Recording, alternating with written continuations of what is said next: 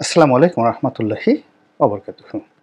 সম্মানিত দর্শক, আমাদের দেশের আলেম ওলামাদের মধ্যে একটা ঐক্য দেখা যাচ্ছে। আমি যে শিরোনামটি করেছি সেই শিরোনামটি সম্পর্কে আমি প্রথম বলে নিই যে আমি ইতিবাচকভাবে আলাপ আলোচনা করার চেষ্টা করব এবং আপনারা যারা মনোযোগ সহকারে শুনবেন আশা করি আমাদের সবারই উপকার হবে। আমাদের দেশের শতকরা 90% মানুষ ইসলাম ধর্মাবলম্বী এবং আমাদের যত কিছুই হোক না কেন জীবনে আল্লাহ, রাসূল, কোরআন, হাদিস এর বাইরে আমরা যেতে পারি না। এবং একটা মানুষ যত অন্যায় করুক, যত খারাপ কাজ করুক, তার সামনে যদি রাসূল আকরাম সাল্লাল্লাহু আলাইহি সাল্লামের একটি হাদিস বর্ণনা করা হয় কিংবা পবিত্র কালামের একটি আয়াত চমৎকারভাবে তেলাওয়াত করা হয়, অমনি মানুষটি যত ক্রোধান্বিত হোক না কেন, রাগান্বিত হোক না কেন, তিনি স্টপ হয়ে যান। এটা ধর্মের একটা জয়গান হৃদয়ের মধ্যে আল্লাহ রাব্বুল আলামিন দিয়ে দিয়েছেন। তো এই কারণে এই বাংলায় সবসময় অলি আল্লাহ, গাউস কুতুব, পীর মাশায়েখ থেকে শুরু করে যারা ইসলামিক নেতা রয়েছেন তাদের সঙ্গে দেশের লক্ষ লক্ষ ধর্মপ্রাণ মানুষ সংযুক্ত হয়ে সবসময় চেয়েছে যে এখানে একটা ইসলামী রাষ্ট্র কায়েম হোক। এবং মানুষ এখন আমরা বাস্তবতা অনেকে না ভেবেও আমরা স্বপ্ন দেখি একটা খেলাফত হোক, আমরা স্বপ্ন দেখি হযরত উমরের মতো একজন শাসক আসুক বা হারুন আর রশিদের মতো একটা শাসক আসুক, এবং এই সংক্রান্ত যে ওয়াজ নসিহত এবং বিভিন্ন কথাবার্তা যারা ইসলামী স্কলার লিখে গিয়েছেন বা বলেছেন বা বলেন, এগুলো শুনে আমরা খুবই উজ্জীবিত হই এবং এভাবে নিজের অজান্তে আমরা সবসময় কল্পনা করি যে এমন একজন শাসক যিনি রাষ্ট্রের অর্থ নেবেন না, রাষ্ট্রের অর্থ অপচয় করতে গিয়ে নিজের রক্ত অপচয় করার চেয়েও গুরুত্বপূর্ণ মনে করবেন তিনি হযরত উমরের মতো হবেন, আলীর মতো হবেন, উসমানের মতো হবেন, তিনি আল্লাহ রাসূলের নীতি এবং আদর্শ অনুসরণ করবেন। এই জিনিসগুলো আমাদের মস্তিষ্কে সবসময় জাগরুক থাকে। এই যে আমরা নামাজ পড়ি, তাবলিগ করি, কেউ জামাত ইসলামী করে, কেউ হেফাজত করেন, এই যা কিছুই বিভিন্ন শত শত হাজার হাজার ইসলামিক গ্রুপগুলো রয়েছে, মাদ্রাসায় পড়ি, তো যারাই এই কর্মগুলো করেন তাদের প্রাথমিক যে আশা সেটা হলো তারা ভালো থাকতে চান, ন্যায়পরায়ণ হতে চান, ভালো থাকতে চান, সুখে থাকতে চান, শান্তিতে থাকতে চান, প্রশংসিত হতে চান এবং পরকালে পুরস্কৃত হতে চান। এটা হলো প্রাথমিক। দ্বিতীয় তাদের যে একটা অভিলাষ থাকে, রাজনৈতিক অভিলাষ, যে তারা একটি ইসলামী রাজনীতির অধীন তারা কাজ করবেন। তো সেই দিক থেকে আমাদের এই বাংলায় যখন প্রথম ইসলাম এলো, আমরা এখনও হযরত শাহজালাল রহমতুল্লাহ আলাইহির মাজারে গিয়ে সেই রাজা গৌর গোবিন্দর কাহিনী শুনে বিমোহিত হয়ে যাই। এরপরে আরও অনেক আমাদের এখানে যারা ইসলাম প্রচারে এসেছেন প্রায় সবাই রাজনৈতিকভাবে সচেতন ছিলেন এবং তারাই অনেক বড় বড় রাজা বাদশাহ সম্রাটকে ডেকে এনেছেন এই বাংলার মাটিতে, এই ভারতের মাটিতে। ভারতে যে ইসলাম এসেছে সেই মোহাম্মদ ঘুরিকে স্বপ্নে দেখিয়ে সেই যে খাজা মঈনুদ্দিন চিশতি রহমতুল্লাহ আলাইহি তিনি ভারত আক্রমণ করতে তাকে উদ্বুদ্ধ করেছেন, এটা ভারতবর্ষের মুসলমানরা মনে প্রাণে বিশ্বাস করে। এমনকি যারা সেই চিশতিয়া তরিকার মানুষ নন তারাও কিন্তু এই কথাটা বিশ্বাস করেন যে ইসলামের যে বুনিয়াদ এটা অলি আল্লাহদের হাত ধরে এসেছে। এখন আমাদের এই সমাজে বাংলাদেশে সেই ব্রিটিশ জমানা থেকে আমরা ইসলাম প্রতিষ্ঠার জন্য, ইসলামী হুকুমত প্রতিষ্ঠার জন্য চেষ্টা করেছি এবং এই চেষ্টাটা সবার আগে যিনি করেছেন, আমি খুব যাকে বলে কৃতজ্ঞতা প্রকাশ করি, আল্লাহ রাব্বুল আলামিন আমাকে এই বংশের একটি সন্তান হওয়ার তৌফিক দিয়েছেন, তিনি হাজী শরীয়তুল্লাহ। তিনি প্রথম পাক ভারত উপমহাদেশে এই ইসলামী আন্দোলন শুরু করেছিলেন, ফরায়েজি আন্দোলন। এবং তিনি যেন লোক ছিলেন না, তিনি আল আজহার বিশ্ববিদ্যালয় থেকে সর্বোচ্চ ডিগ্রি নিয়ে এই প্রথম বাঙালি যিনি আল আজহার বিশ্ববিদ্যালয় থেকে পাশ করে তারপর মক্কা শরীফ গিয়ে হাজি হয়ে তারপরে বাংলাদেশে এসে আন্দোলন করেছেন এবং প্রথম দ্য ফার্স্ট এভার মুসলিম রাষ্ট্র সংস্কারক, সমাজ সংস্কারক এবং যাকে বলা হয় বিদ্রোহী, ইংরেজদের বিরুদ্ধে বিদ্রোহী করেছিলেন, পলিটিক্যাল বিদ্রোহ, সশস্ত্র কোনো জঙ্গিবাদ নয়। হাজী শরীয়তুল্লাহ, তার ছেলে পীর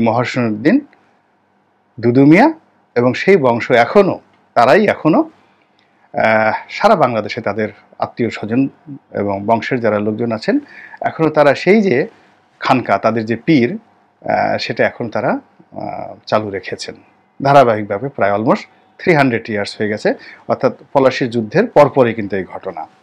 তো আমি হাজী শরীয়তুল্লাহর একজন বংশধর দাদার দিক থেকে, এই জন্য এই কথা স্মরণ করলে আমার মধ্যে এক ধরনের বিপ্লবী মনোভাব চলে আসে, ইসলামী ইমতেহান চলে আসে, এবং যে কোনো ইসলামপন্থী লোক দেখলেই আমি ইতিবাচক চিন্তা করি, সমালোচনা করি, যথেষ্ট সমালোচনা করি। তাদের মধ্যে যে উগ্রতা আসছে, তাদের মধ্যে যে জ্ঞানের কুপমণ্ডকতা আছে, তারা সেই বা হারুন রশিদের যুগের মতো করে অনেকে যাকে বলা হয় আধুনিক শিক্ষা থেকে নিজেদেরকে দূরে রাখেন। তো এই কারণে তাদের চিন্তার যে বিস্তৃত হয় না, এটা আমি সমালোচনা করি। কিন্তু সবার চেয়ে বড় ব্যাপার হলো যারা মসজিদে যান, দাড়ি আছে, টুপি আছে, আল্লাহ রাসূলকে বিশ্বাস করেন, আমি সমাজের যে কোনো লোকের চাইতে তাদের সঙ্গে যাকে বলা হয় চলতে ফিরতে স্বাচ্ছন্দ্য অনুভব করি, নিরাপত্তা বোধ করি তাদের কাছে। তো এখন বাংলাদেশে দুটো রাজনৈতিক ধারা, একটা হলো সেকুলারিজম, সাহায্যকারী হিসেবে তারা ধর্মকে অবমাননা করে না, কিন্তু ঠিক ধর্মভিত্তিক কোনো কিছু তারা করতে চায় না। বিএনপি, আওয়ামী লীগ, জাতীয় পার্টি, বাম ধারা রাজনৈতিক দলগুলো একদিকে, অন্যদিকে জামাত, হেফাজত থেকে শুরু করে আরও এরকম শত শত রাজনৈতিক দলগুলো আছে, ছোট বড়, তারা সবাই ইসলামী আন্দোলন, ইসলামী রাষ্ট্র, ইসলামী হুকুমত, ইসলামী আমিরাত, ইসলামী খেলাফত, এই ধরনের প্রতিষ্ঠা করার তারা স্বপ্ন দেখে আসছে সেই ব্রিটিশ জামানা থেকে আজ অবধি। তো এই 2024 সনের এই সময়টিতে এসে অল অন এ সাডেন প্রকৃতি একটা অদ্ভুত জায়গা করে দিয়েছে ইসলামপন্থীদের জন্য, যেটি আমরা কখনো কল্পনা করিনি। সেটি দেখা যাচ্ছে যে এখন বাংলাদেশে যারা ইসলামপন্থী রয়েছেন তারা মোরালে সবাই একই ভাষায় কথা বলছেন, তারা একত্র হওয়ার জন্য চেষ্টা করছেন। কতটা পারবেন ভবিষ্যৎ বলে দেবে, আল্লাহ জানে, কিন্তু তারা চেষ্টা করছেন এবং মানে ন্যায়নিষ্ঠভাবে তারা অনুধাবন করছেন যে রাষ্ট্র ক্ষমতায় ইসলামপন্থীদের যাওয়া দরকার এবং যাওয়ার জন্য ঐক্য দরকার। কে কাদরিয়া, চিশতিয়া, কে মাঝভান্ডারি, কে জামাত, কে হেফাজত, কে কওমি, কে আলিয়া, এই জিনিসগুলো নিয়ে যে দ্বন্দ্ব সংঘাত হতো এটা এখন আর তারা করতে চাচ্ছে না। তো সেই দিক থেকে এখন জামাত খুব লিডিং পর্যায়ে রয়েছেন, জামাতের নেতৃত্বে সবাই আসতে চাচ্ছেন এবং সবাই একত্রিত হতে চাচ্ছেন। এখন এই যে আপনি একটা আন্দোলন অল অন এ সাডেন তৈরি হয়ে গেল, এটি 5 তারিখে অর্থাৎ আগস্ট মাসের 5 তারিখের আগে আমরা কেউ কল্পনা করিনি, কিন্তু এটা এখন বাস্তব। ইসলামী দলগুলো ঐক্য হতে যাচ্ছে এবং তারা এই কাজগুলো করতে চাচ্ছে, কিন্তু তারা যেটা করবেন, তারা কি একটি আওয়ামী লীগের সরকার প্রতিষ্ঠা করবেন না বিএনপি সরকার প্রতিষ্ঠা করবেন? তারা কি একটি তালেবানি সরকার প্রতিষ্ঠা করবেন নাকি ইরানি যে বিপ্লবী সরকার সেটি প্রতিষ্ঠা করবেন?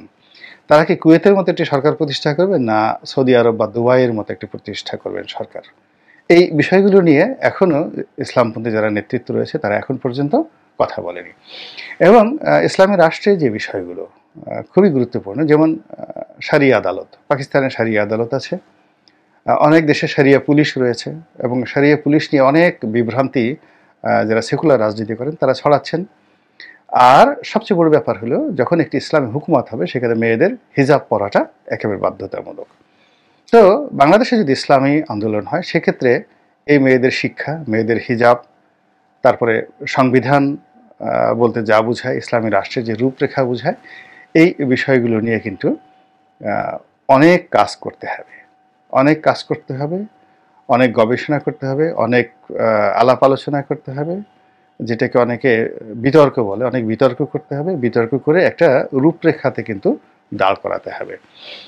রূপরেখাতে যদি দাঁড় করাতে না পারা যায়, আফগানিস্তানে যেটা পারা গেছে এটা বাংলাদেশে হবে না। আফগানিস্তান একটা যোদ্ধা জাতি, তারা খুব সহজে যে কোনো বিষয় নিয়ে ঐক্যবদ্ধ হয়ে যেতে পারে। এই যোদ্ধা যে মনোভাব, সেই মনোভাবটা কিন্তু বাংলাদেশের মধ্যে নেই।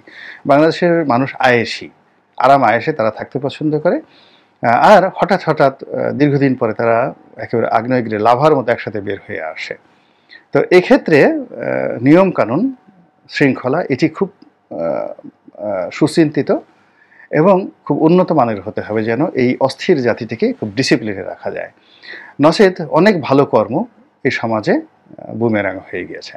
ফলে ইসলামপন্থীরা যারা আছেন তারা যদি সত্যিকার অর্থে বিএনপি বা আওয়ামী লীগ বা জাতীয় পার্টি বা বামধারার ঘরানার যে রাজনৈতিক তাদেরকে রাজনৈতিকভাবে মোকাবেলা করতে চান, they must have a good language, Islamic language. এই জন্য তাদের গবেষণা সেল থাকতে হবে, তাদের ম্যানিফেস্ট থাকতে হবে, তাদের বক্তব্য থাকতে হবে, তাদেরা কী কী করতে চান, কী কী বাস্তবায়ন করতে চান, সেই জিনিসগুলো জাতির সামনে এখনই বলতে হবে। আর যদি তারা সেটা না বলেন, তাহলে যে বিষয়গুলো নিয়ে ভুল হয়, ভ্রান্তি হয়, যেমন কল্লা কাটা হবে, গলা তারপর রক কাটা হবে ইত্যাদি, আরও অনেক কথাবার্তা, চাবুক মারা হবে, এই জিনিসগুলো প্রতিপক্ষ ব্যবহার করবে। এবং যদি ব্যবহার করে তাহলে ইসলামপন্থীদের জন্য সত্যিকার অর্থে এটা বিপদ বিপত্তির কারণ হয়ে যাবে। এর কারণ হলো তারা এইবার যে তাদের মধ্যে জাগরণ এসেছে, রেনেসাঁ এসেছে, এটা অতীতে কখনো হয়নি। এদের শতকরা ৯৫ মানুষই প্রান্তিক জনগোষ্ঠীর মানুষ, অভাব, অভিযোগ, দারিদ্রতা এদের নিত্যদিনের সঙ্গী। তো কাজেই সমাজে যদি তাদের প্রতিপক্ষ রাষ্ট্র ক্ষমতা এসে যায়, তাহলে যেহেতু অর্থনৈতিকভাবে তারা দুর্বল, তাদের উপর সেই প্রতিপক্ষ যেভাবে অত্যাচার জুলুম চালাবে, এই জুলুম তাদের জীবনকে দুর্বিষহ করে ফেলবে এবং তাদের যে ধর্মকর্ম সম্পর্কে বিশ্বাস উঠে যাবে।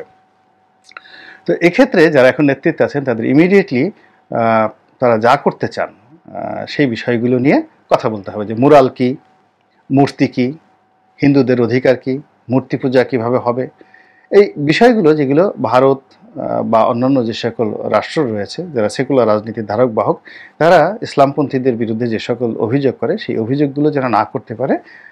এই জন্য আমি মনে করি এই বিষয়গুলো নিয়ে যারা ইসলামী স্কলার রয়েছেন তাদের খোলা মনে চিন্তা চেতনা করতে হবে, মত বিনিময় করতে হবে, এমনকি প্রতিদ্বন্দ্বী প্রতিপক্ষ রাজনীতিবিদ তাদের সঙ্গে সভা সমিতি সেমিনার করে তাদেরকে প্ল্যাটফর্ম ছেড়ে দিতে হবে যে ঠিক আছে, আমরা যদি এটা রাষ্ট্র ক্ষমতায় আসি তাহলে একজন হিন্দু হিসেবে, একজন খ্রিস্টান হিসেবে, বৌদ্ধ হিসেবে আপনি কি দেখতে চান, বা একজন নাস্তিককেও তারা ডাকতে পারে যে নাস্তিক হিসেবে আপনি কি চান যদি আমরা রাষ্ট্র ক্ষমতায় চলে যাই, তাহলে সেক্ষেত্রে এই রাষ্ট্রের কাছে আপনার চাওয়া কি পাওয়া কি, এই বিষয়গুলো নিয়ে যদি অ্যাটলিস্ট আলোচনা করে ভবিষ্যতে আল্লাহ রাব্বুল আলামিন জানে কিন্তু ইসলামী আন্দোলনটা আরও চমৎকারভাবে এগোবে বলে আমি মনে করি। আল্লাহ আমাদের সবাইকে হেদায়েত দান করুন এবং হেফাজত করুন। আসসালামু আলাইকুম ওয়া রাহমাতুল্লাহি ওয়া বারাকাতুহু।